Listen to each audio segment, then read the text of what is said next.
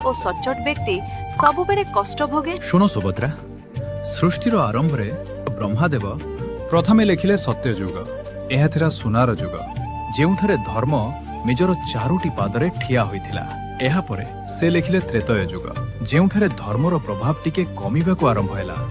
ପରେ ଆସିଲା ଦ୍ୱାପର ଯୁଗ, ଯେଉଁ ସମୟରେ ପୁଣ୍ୟ ଏବଂ ପାପ ମଧ୍ୟରେ ସନ୍ତୁଳନ ଟଳମଳ ହେବାକୁ ଲାଗିଲା। ଏହାପରେ ବ୍ରହ୍ମାଦେବ ଯେତେବେଳେ ନିଜ କଳିଯୁଗର ନାମ ଲେଖିବାକୁ ଆରମ୍ଭ କଲେ, ସାରା ବ୍ରହ୍ମାଣ୍ଡ ଥରି ଉଠିଲା। ଅନ୍ଧକାରରୁ ଏକ ବିକରାଳ ରୂପ ଜନ୍ମ ନେଲା। ତାର ଶରୀର ଥିଲା ଅମାବାସ୍ୟା ରାତିଠାରୁ ଅଧିକ କଳା। ସେ ନିଜର ଜିଭକୁ ନିଜ ହାତରେ ମୁଠାଇ ଧରିଥିଲା। ସେ ବ୍ରହ୍ମାଙ୍କ ସାମ୍ନାରେ ଠିଆ ହୋଇ ନିଜର ନିୟମ ଶୁଣାଇଲା। ମୋ ଯୁଗରେ ଯିଏ ଠକିବ, କୁକର୍ମ କରିବ, ସେ ବ୍ୟକ୍ତି ହିଁ ସଫଳ ହେବ। ତା ଘରେ ଧନର ବର୍ଷା ହେବ, ହେଲେ ଯେଉଁ ବ୍ୟକ୍ତି ଧର୍ମ ପଥରେ ଚାଲିବ, ଅନ୍ୟମାନଙ୍କ ମଙ୍ଗଳ କାମନା କରିବ, ମୁଁ ତା ଜୀବନ ଅତ୍ୟନ୍ତ କଠିନ କରିଦେବି। ସେ ସବୁବେଳେ ଗରିବ ହୋଇ ବଞ୍ଚିବ। କିନ୍ତୁ କଳି ବ୍ରହ୍ମାଙ୍କୁ ଏକ ଗୁପ୍ତ ସତ୍ୟ ମଧ୍ୟ କହିଥିଲା।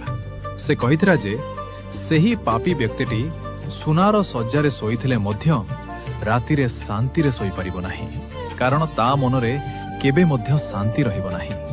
ହେଲେ ଯେଉଁ ପୁଣ୍ୟବାନ ବ୍ୟକ୍ତି ଏହି ଅନ୍ଧକାର ଯୁଗରେ ମଧ୍ୟ ସତ୍ୟର ମାର୍ଗ ଛାଡ଼ିବ ନାହିଁ, ତା ପାଖରେ ରହିବ ଅମୂଲ୍ୟ ଶାନ୍ତି।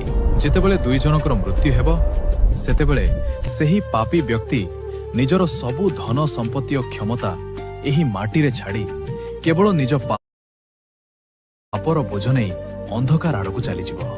କିନ୍ତୁ ଧର୍ମୀ ବ୍ୟକ୍ତିଟି ନିଜର ପୁଣ୍ୟ ଓ ଶାନ୍ତି ନେଇ ସିଧା ଆଲୋକର ମାର୍ଗରେ ଅମରତ୍ୱ ଆଡ଼କୁ ଯିବ। ବ୍ରହ୍ମାଦେବ ନିଜ ସାମ୍ନାରେ ଥିବା ସେହି ଅନ୍ଧକାରମୟ ଶକ୍ତିକୁ ମନୋଯୋଗ ସହକାରେ ଦେଖିଲେ।